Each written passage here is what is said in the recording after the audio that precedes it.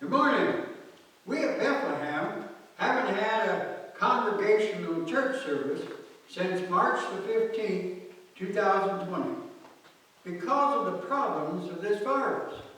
However, the good news is we are going to have worship service June the 14th, 2020, praying we will be able to continue each Sunday thereafter. We are also praying things will become better and we will be able to return to a more normal Sunday school and worship services. We are going to have worship service only, starting at 10:30 a.m. We are trying to follow the guidelines set forth by the CDC in regard to opening our church services. Please work with us.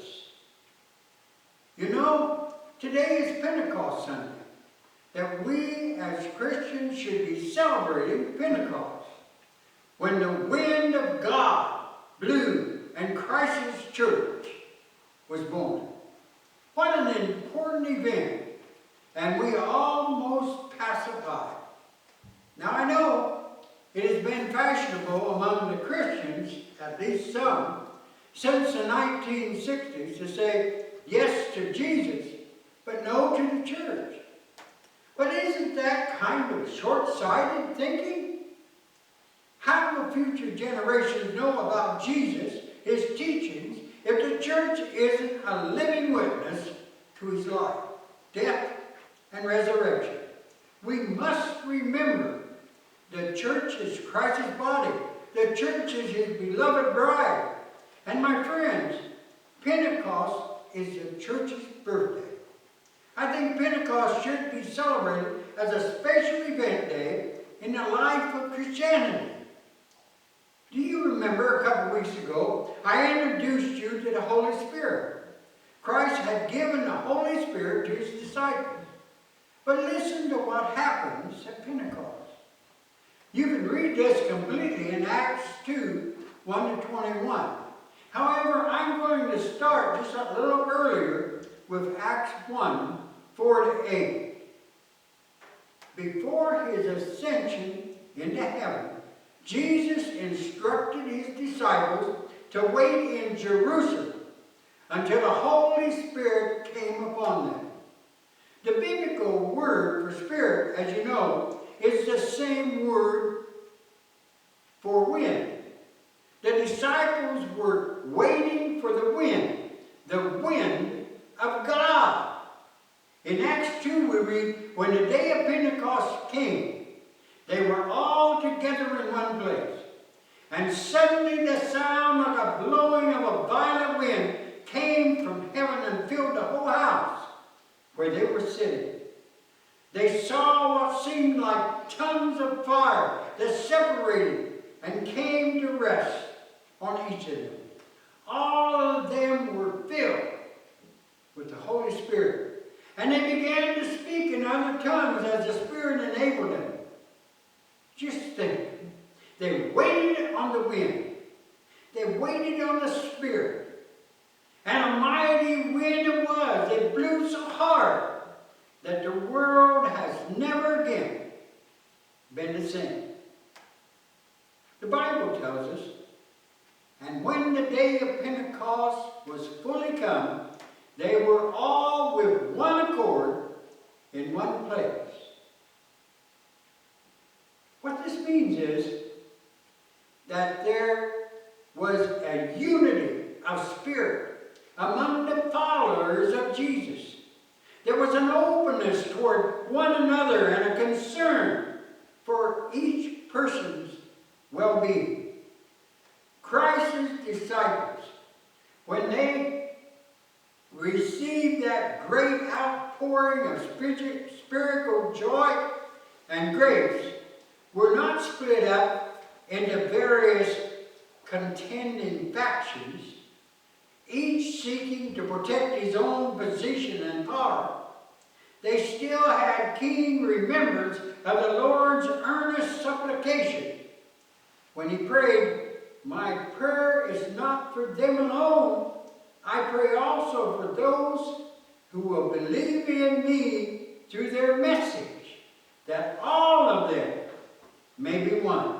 Father, just as you are in me and I am in you, may they also be in us, so that the world may believe that you have sent me. John 17, 20-21. My friends, one of the strengths of the early church was their love for one another. If we who are the church, Christ's body, the light, the leaven, the salt of the earth, Christ's own bride, if we can't love one another and work together for His glory, then God have mercy on this world. Christ's disciples were gathered together with one accord. It was said about those early followers, see how they love one another? There's power, people, in such mutual concern. It is a power that we need in the church today. My friends, there was visible unity among the followers of Christ. There was extraordinary love and charity. They cared about one another, and they cared about the work that Christ had given them to do. No wonder the Spirit could work with such power. Think what the Spirit could do through us if we were more loving and more harmonious and more committed to the main cause. One of the great scandals of our faith is that Christians have spent almost as much time fighting each other as they have fighting the forces of evil and injustice. Remember, we are one in spirit. Unity must be maintained. Nevertheless, it is critical that we know that each of us will have our own experience in God's Spirit. And because we differ so much, your experience will not be exactly the same as my experience. We get into trouble every time we try to pour all the followers of Christ into one mold. We celebrate that diversity today. It means that Christ is the Savior of the entire world. He is not the Savior of the small, homogeneous group alone. I may be cold and stiff with little ability to express my emotions, but He's my Savior, just as surely as He is the Savior of that warm-hearted believer who jumps 3 pews to express his convictions. He is the Lord and Father of us all. The Christian movement was never intended to be an exclusive club directed only toward a small segment of humanity. It was not for the church that Christ died. And it was not for the Jewish nation that Christ died. It was for the world that He died. No clearer message can be found in the Pentecost event. The disciples began speaking as the Spirit gave them utterance. And each person present, from a wide array of nationalities, heard the gospel in their own language. What an exciting thought this is. Remember, it has always been God's will that all people in all places should receive the gospel. That is the primary reason for the existence of the Christian church.